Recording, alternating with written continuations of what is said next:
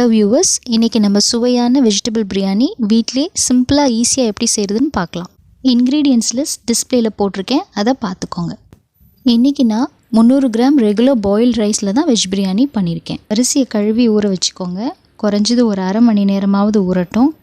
அடுத்தது வெங்காயம், தக்காளி, பச்சை மிளகாய், புதினா, கொத்தமல்லி, இஞ்சி பூண்டு விழுது, தயிர், லெமன், ஏதாவது 3 வெஜிடபிள்ஸ், கேரட், பீன்ஸ், காலிஃப்ளவர் அல்லது ப்ரோக்கோலி, பச்சை பட்டாணி, டபுள் பீன்ஸ், குக்கிங் ஆயில், விருப்பப்பட்டால் கொஞ்சம் நெய், பட்டை, லவங்கம், ஏலக்காய், கொஞ்சம் போல் சீரகம், சோம்பு, மஞ்சள் தூள், மிளகாய் தூள், பிரியாணி மசாலா பவுடர், உப்பு.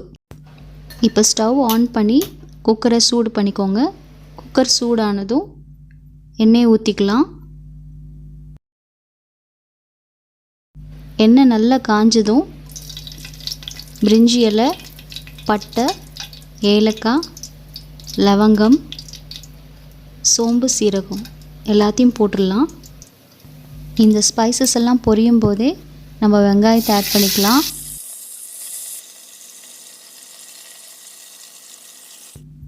வெங்காயத்தை நல்லா வதக்கி விட்டுக்கோங்க. இப்போது நம்ம இஞ்சி பூண்டு விழுதை ஆட் பண்ணிக்கலாம். இஞ்சி பூண்டு விழுதை நல்லா பச்சை வாசனை போகிற வரைக்கும் வதக்கி விட்டுக்கோங்க. இப்போது மஞ்சள் தூள் ஆட் பண்ணிக்கலாம். அடுத்தது மிளகாய் தூள், அடுத்தது பிரியாணி மசாலா பவுடர்.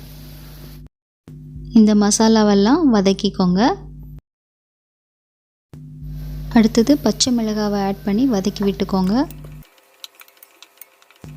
அடுத்து தக்காளியை ஆட் பண்ணி நல்லா வதக்கி விட்டுக்கோங்க. தக்காளி நல்லா வதங்கினதும் கொத்தமல்லி, அடுத்தது புதினாவை ஆட் பண்ணிக்கோங்க.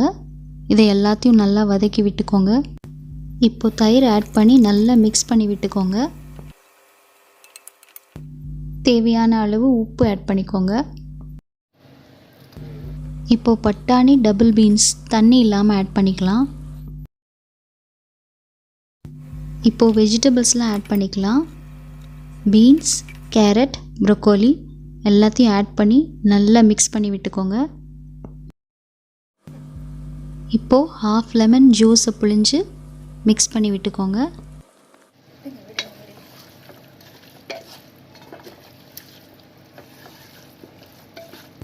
ரைஸ்க்கு டபுள் மடங்கு தண்ணியை இப்போ அளந்து ஊற்றிக்கலாம்.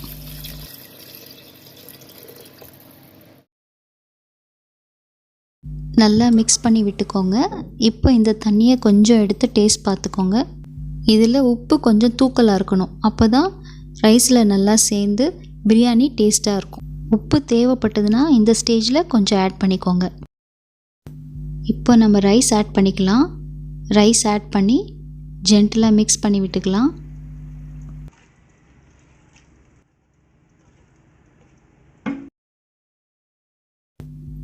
கொதி வந்ததும் குக்கர் மூடி போட்டு வெயிட் போட்டுக்கலாம்.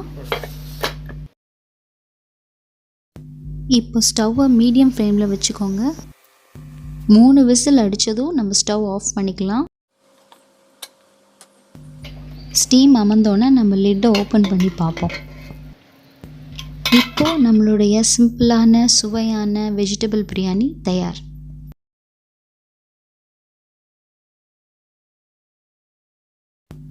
வெஜிடபிள் பிரியாணியை நல்லா சுட சுட தயிர் பச்சடியோடையும் கத்திரிக்காய் தொக்கோடையும் சர்வ் பண்ணி சாப்பிட்டா ரொம்ப அருமையாக இருக்கும்.